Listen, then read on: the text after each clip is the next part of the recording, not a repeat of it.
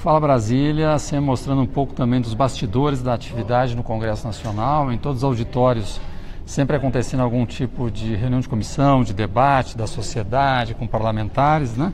Por trás de toda essa estrutura diária, não são só os parlamentares que estão aqui presentes e a sociedade, mas também profissionais, né?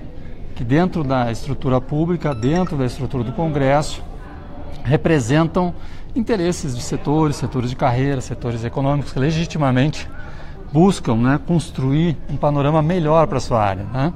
E nós temos hoje a presença aqui conosco do Eduardo Galvão, que é um profissional de relações governamentais, é professor também no setor, né?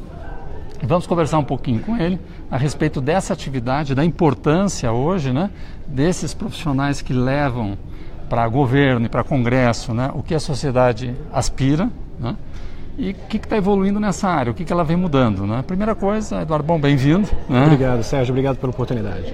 E eu queria que você posicionasse nossos espectadores a respeito da questão da regulamentação do lobby, que é um projeto que já está no Congresso há um certo tempo, né? Mas não sei se não encontra ambiente favorável, ou o momento não é oportuno, ou está dependendo de algumas questões para poder andar para frente.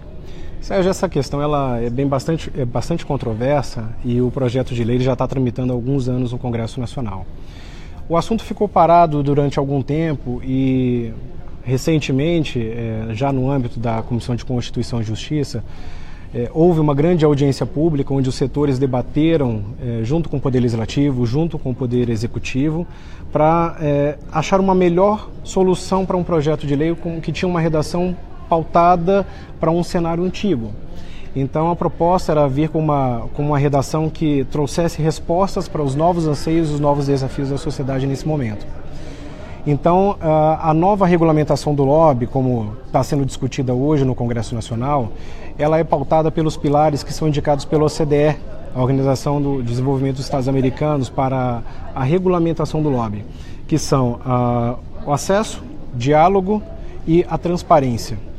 Então, o substitutivo que foi criado pela deputada Cristiane Brasil, no âmbito dessa audiência pública que aconteceu, ele traz essa nova concepção para a regulamentação. O projeto ele foi aprovado na Comissão de Constituição e Justiça e agora ele segue para aprovação em plenário. Vamos ver se a gente, durante o transcorrer desse ano legislativo, se a gente tem uma janela de oportunidade que permita a gente retomar esse debate. Os parlamentares e o governo vivem um momento muito mais sensível, né? Porque eles se sentem muito mais vigiados atualmente pelo cidadão, pela sociedade, né? Cada vez mais eles são checados a todo instante se o que eles falam é verdade, se confere com interesse público ou se por acaso por trás daquilo tem algum interesse particular.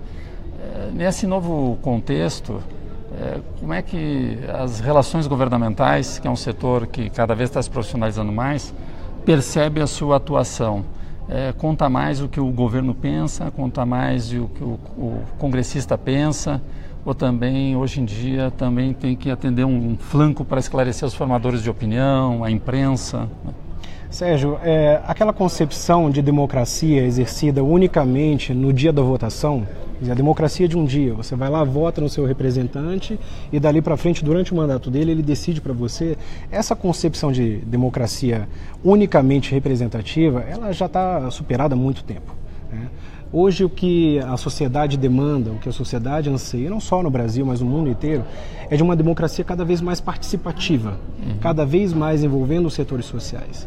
Ainda mais no mundo de hoje, onde as novas tecnologias, as novas ferramentas nos permitem uma comunicação muito mais rápida e muito mais direta com os tomadores de decisão, essa questão de a representação se dar unicamente no momento do voto, ela está ultrapassada. Hoje os setores, os grupos sociais, os representantes da sociedade civil, eles demandam um contato direto com o seu representante no parlamento para poder levar os seus anseios, suas expectativas, para discutir, para formular e para avaliar a política pública. Então é nesse contexto que esse executivo entra, porque ele é o responsável por fazer essa interlocução entre os agentes sociais e o poder público, levando de um lado, é um caminho de duas mãos, né? Então ele leva do setor privado para o setor público os anseios, as expectativas, as críticas às políticas públicas formuladas, mas também faz o caminho inverso. Ele leva os projetos do setor público, os programas do setor público para a sociedade civil, para os seus grupos sociais, mostrando quais são os riscos e quais são as oportunidades relativas a cada um deles. Que todo esse processo de convencimento, de mudança de políticas ou de formação de políticas exige justamente, né, educação, informação, dados. Isso tem um tempo de maturação. E tem uma interação com setores todos que envolvem essa decisão, as mudanças, né? E aí onde o profissional, de certa forma, atua fortemente, pelo menos pelo que eu percebo, que acaba dando andamento a esse trabalho de formação de opinião para criar um ambiente propício a mudar ou adotar uma nova política pública. Seria isso? Sim, você sabe que quanto mais amadurecida é uma democracia, mais a atividade de relações governamentais é disseminada nela. Né? Quanto mais uma sociedade evolui politicamente, mais os grupos tendem a participar do processo de formulação de políticas públicas. Mais os grupos precisam se sentir representados dentro do parlamento, representados junto ao governo federal. E vou trazer mais uma novidade para ti. Hoje, segunda-feira, foi publicado pelo Ministério do Trabalho a nova edição da Classificação Brasileira de Ocupações, certo, que passa a incluir o profissional, reconhecer o profissional de relações institucionais e governamentais. Então, o que muda agora? Igual existem o engenheiro, o dentista, esse profissional agora ele passa a ter uma sigla própria, dentro da Classificação Brasileira de Ocupações do Ministério do Trabalho, e esse número vai servir para o registro profissional dele. Então, isso vai permitir para a gente um mapeamento, um conhecimento muito maior desse universo de relações institucionais e governamentais e também de como atua esse profissional. Eu disse para vocês que a regulamentação ela tem que estar pautada na transparência, como diz a OCDE. Então, isso leva a gente nesse caminho. Então, ok. Obrigado, Eduardo. O pessoal aqui já está desligando as luzes aqui do nosso estúdio, que é o Auditório Petrônio Portela. Ficamos aqui até no breu no escuro.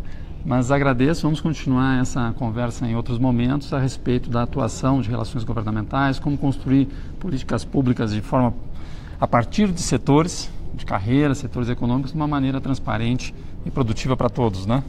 Muito obrigado, Sérgio. É sempre uma honra poder contribuir para a atividade nesse setor.